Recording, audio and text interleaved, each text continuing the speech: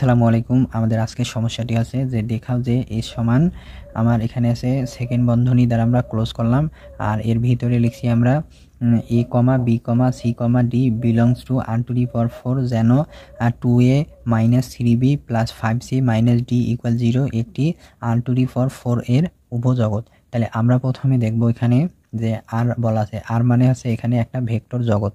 এখানে আর মানে হচ্ছে কি একটা ভেক্টর জগৎ। আর এই ভেক্টর জগৎটা আমার কীরকম, এটা হচ্ছে একটা রিয়েল ভেক্টর জগৎ। আর এই রিয়েল ভেক্টর জগতের পাওয়ার কত আছে 4।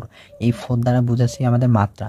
তাহলে আমাদের এখানে আর যে একটা ভেক্টর জগৎ আছে সেই ভেক্টর জগতের মাত্রা কত, সেই ভেক্টর জগতের মাত্রা আছে 4। তাহলে এই ভেক্টর জগতের মাত্রা হচ্ছে 4। আসলে এই 4 দ্বারা বোঝানো হয়েছে কি 4টা মাত্রা বা 4টা হবে আমাদের উপাদান। তাহলে সেই 4টা উপাদান কি কি, একটা আছে a, b, c, d = 4। তাহলে r⁴ মানে হচ্ছে যে আমার একটা আছে রিয়েল ভেক্টর জগৎ, সেই ভেক্টর জগতের মাত্রা আছে 4 এবং মাত্রা 4টার উপাদান হচ্ছে কি কি a, b, c, d। আর এখানে আরেকটা দেওয়া আছে সমীকরণ। এটার অর্থাৎ 4 মাত্রা যে আমাদের ভেক্টর জগৎ আছে তার একটা সমীকরণ আছে 2a - 3b + 5c - d = 0 একটি r⁴ এর উপজগৎ।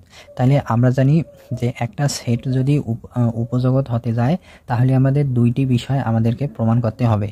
তাহলে একটা সেট যদি উপজগৎ হতে চায় তাহলে তার আমার দুইটা শর্ত পূরণ করতে হবে। 1 নম্বর শর্তে আমাদের দেখতে হবে যে এই 0 ভেক্টর দ্বারা ওই সেটটা ওই উপজগৎটা আমাদের সিদ্ধ হয় কিনা। মানে হচ্ছে যে এখানে আমাদের যেই সেটটা আছে যে এই যে এস, এই এস সেটটা অশূন্য কিনা এইটা আমাদের প্রথমে প্রমাণ করতে হবে।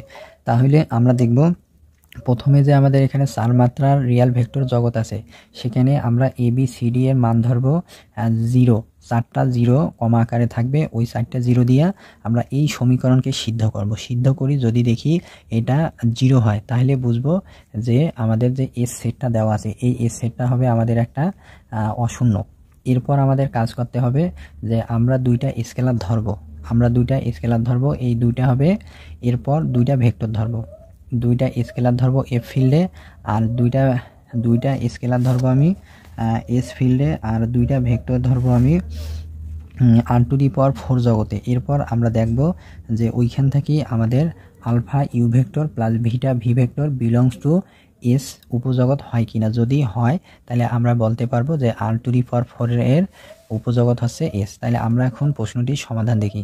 যে আমরা প্রথমে বলছিলাম যে আমরা নির্দেশ করব যে এস সেটটা অশূন্য কিনা। এই অশূন্য কিনা এটা প্রমাণের জন্য আমরা এখানে লিখলাম 0, 0, 0, 0। এখানে 4টা 0 কমা আকারে লিখছি, কারণ কি এখানে আর হচ্ছে আমাদের 4 মাত্রা। তাহলে আমরা লিখলাম 0, 0, 0 বিলংস টু r⁴, যা দ্বারা 2a - 3b + 5c - d সমীকরণ সিদ্ধ হয়। সিদ্ধ মানে হচ্ছে কি আমরা যদি এখানে এই যে a এর পরিবর্তে 0 বসাই, তাহলে আমরা এখানে যদি a এর পরিবর্তে 0 বসাই, এই যে এখানে আছে 2, তাহলে 2 লিখলাম। এরপরে a মানে হচ্ছে 0, এরপরে মাইনাস আছে মাইনাস, আর b হচ্ছে কত 0, 3 × 0 প্লাস। এরপরে আমার হচ্ছে কি 5 × c হচ্ছে 0 মাইনাস আমার d হচ্ছে 0। তাহলে আমরা যদি এইগুলো 2 × 0 মানে 0, 3 × 0 মানে 0, 5 × 0 মানে 0, তাহলে আমরা এখান থেকে পেলাম 0। তার মানে কি আমরা পাইলাম হলো এই সমীকরণটা 0, 0, 0 এই 4টা উপাদান দ্বারা সিদ্ধ হয়েছে। এই সিদ্ধ হওয়ার কারণে আমরা বললাম 0, 0, 0, 0 বিলংস টু এস।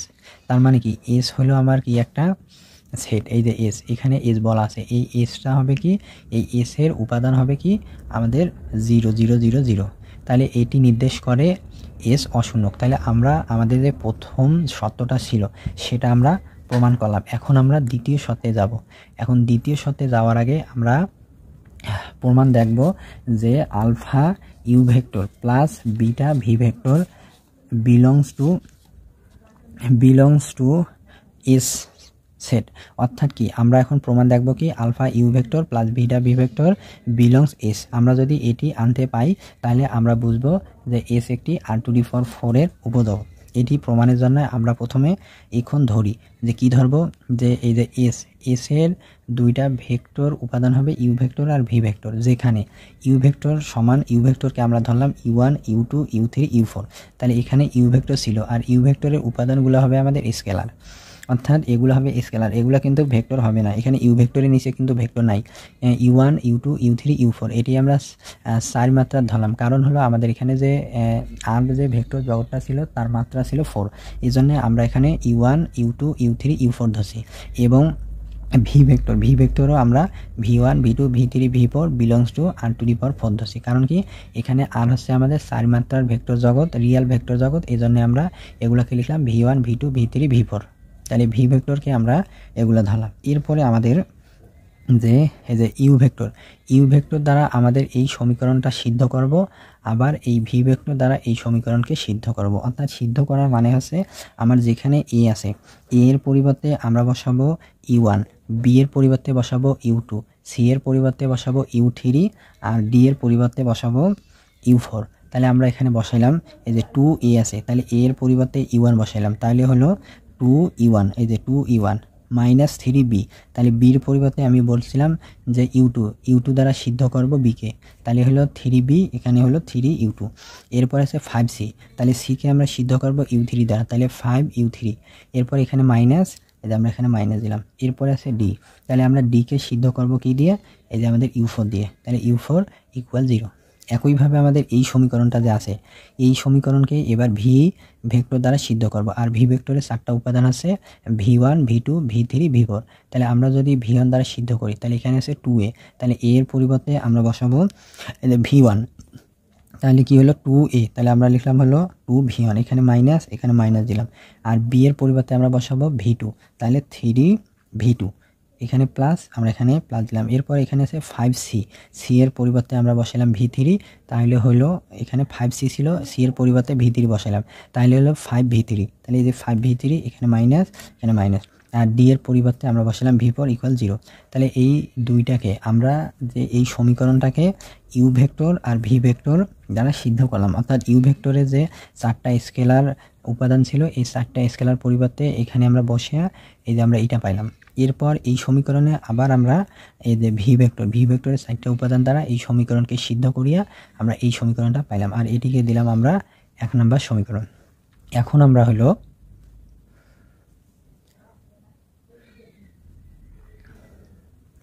যে এখন ধরব হলো যে কোনো বাস্তব স্কেলার আলফা ও বিটা এর জন্য। তাহলে এখানে আমাদের কি আছে, বাস্তব স্কেলার, কারণ আমাদের প্রশ্নে ছিল r এর পাওয়ার 4, অর্থাৎ r⁴, যা একটা ছিল বাস্তব ভেক্টর।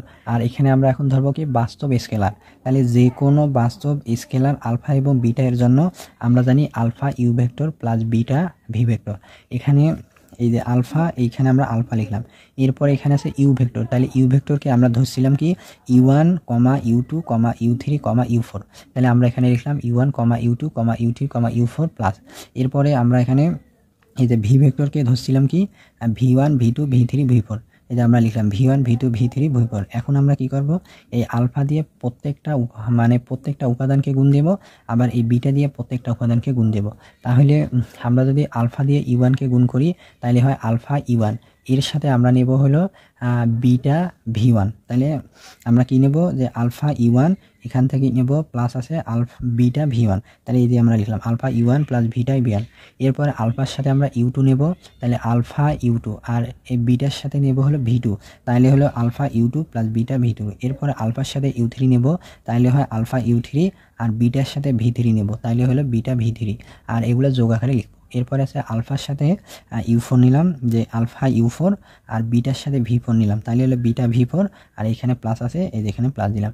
অর্থাৎ আমরা কি করলাম, আলফা দিয়ে আমরা প্রত্যেকটা উপাদানকে গুণ দিলাম, বিটা দিয়ে প্রত্যেকটা উপাদানকে গুণ দিলাম। এরপরে আলফা আর বিটা, মানে আলফা u1 এর সাথে যোগ আকারে লিখলাম বিটা v1, আলফা u2-র সাথে বিটা v2 যোগ আকারে লিখলাম, আলফা u3-র সাথে বিটা v3 যোগ আকারে লিখলাম, আলফা u4-এর সাথে আমরা হলো কি বিটা v4 যোগ আকারে লিখলাম। তাহলে আমরা যে এই অংশটা পাইলাম যে alpha u1 plus beta v1, এটাকে ধরলাম আমরা w1, alpha u2 plus beta v2 ধরলাম হলো w2, alpha u3 plus beta v3 দিলাম w3, আর alpha u4 plus beta v4 কে ধরলাম আমরা w4। এখন আমরা যেটা ধরলাম এটা আমরা এখন আবার পরবর্তীতে আমাদের যে সমীকরণটা ছিল, যে ওই সমীকরণে আমরা এখন সিদ্ধ করব, অর্থাৎ W1 W2 W3 W4 দ্বারা আমাদের যে চার মাত্রার যে আমাদের রিয়াল ভেক্টর জগতে যে সমীকরণটা ছিল সেই সমীকরণকে আমরা এখন W1 W2 W3 W4 দ্বারা সিদ্ধ করব। তাহলে আমরা সিদ্ধ করলে পাবো হলো যে আমার ওখানে ছিল আমাদের সমীকরণটা ছিল, দেখেন আমি একটু যে সমীকরণটা লিখছি, যে সমীকরণটা ছিল হলো আমাদের যে এখানে 2a minus 3b plus 5c minus d equal 0। তাহলে আমরা এখন কি করব, এখন এ কে নিব হলো W1, তাহলে হলো 2W1, এই যে 2W1, এরপর এখানে মাইনাস, আমরা এখানে মাইনাস দিলাম। আর বি কে সিদ্ধ করব কি দেয়া, বি কে সিদ্ধ করব হলো W2 দিয়ে, তাহলে হলো 3W2, এই যে মাইনাস 3W2, এখানে প্লাস আছে এখানে প্লাস দিব। এরপরে আছে সি, তাহলে সি কি করব 5 ইন্টু W3, এই যে 5 আছে এর সাথে W3 নিলাম, এই যে মাইনাস মাইনাস। এরপরে W4 মানে কি, W4 মানে আছে কি ডি, অর্থাৎ ডি কে সিদ্ধ করব আমি W4 দিয়ে, তাহলে পাইলাম মাইনাস W4। অর্থাৎ এই সমীকরণ যে আমার আছে, এই সমীকরণে আমরা কি করলাম, এ এর পরিবর্তে আমরা W1, বি এর পরিবর্তে W2, সি এর পরিবর্তে W3 আর ডি এর পরিবর্তে W4 দ্বারা সিদ্ধ করে আমরা এই সমীকরণটা লিখলাম। এখন আমরা হলো W1 এর মান আমরা বের করছি, W1 এর মান বের করছি কি alpha U1 plus beta V1, আর এখানে ছিল আমাদের কি আমাদের এই যে 2 ছিল, এই যে 2 লিখলাম, আর W1 এর মান আছে alpha U1 plus beta V1, এখানে মাইনাস, এই যে মাইনাস, এখানে 3 আছে, এই যে 3 দিলাম। এরপরে আমাদের W2, তাহলে আমরা W2 এর মান বের করছি কি alpha U2 plus beta V2, এরপরে এখানে আমরা W2 এর মান বসাইলাম। এরপরে এই যে প্লাস, আমি এখানে প্লাস দিলাম। এরপরে 5W3, তাহলে আমরা আগের পৃষ্ঠায় W3 মান বের করছি কি alpha U3 plus beta V3, এরপরে মাইনাস, এখানে মাইনাস, এরপরে আছে এখানে মাইনাস, এখানে মাইনাস। এরপরে W4, তাহলে W4 আমরা কাকে ধরছি alpha U4 plus beta V4। তাহলে আমরা এই সমীকরণ থেকে এই সমীকরণে আমরা W1 W2 W3 W4 এর যে মানগুলো ধরছিলাম সেই মানগুলো আমরা এই সমীকরণে বসাই দিলাম। এখন আমরা এখানে যে কাজটি করছি সেটা হচ্ছে যে এই যে E1, এখন আমরা E1 U2 U3 U4, E1 U2 U3 U4 কে একসাথে লিখছি, আর V1 V2 V3 V4 কে আমরা একসাথে লিখছি।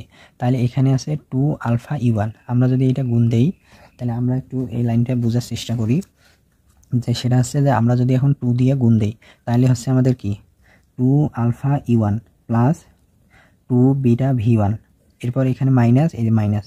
এরপরে 3 দিয়ে এখন আমরা গুণ দেব, 3 alpha U2 plus 3 beta V2, এরপরে আমরা গুণ দেব হলো প্লাস, এখানে প্লাস, আমরা প্লাস, এরপরে আছে 5 দিয়ে গুণ দেব, তাহলে 5 আলফা U3 আর 5 দিয়ে এটা যদি আমি গুণ দেই তাহলে হবে 5 বিটা V3।